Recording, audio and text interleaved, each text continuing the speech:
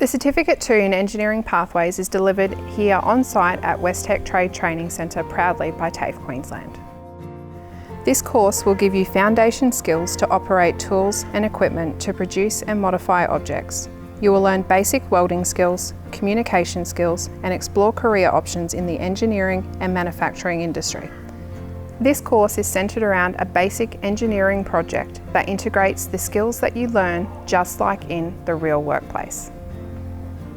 This certificate will set you on the path to pursue an apprenticeship in a wide range of engineering jobs, including fitting and turning, sheet metal fabrication, boiler making, welding, casting and moulding, and diesel mechanical or electrical fitting. You may also look for work as a trades assistant or choose to develop your design and drafting skills through a traineeship or further study with TAFE Queensland. If you'd like to find out more about the Certificate 2 in Engineering Pathways and what it has to offer you, please go to tafeqld.edu.au to find out more or speak to your school vet coordinator.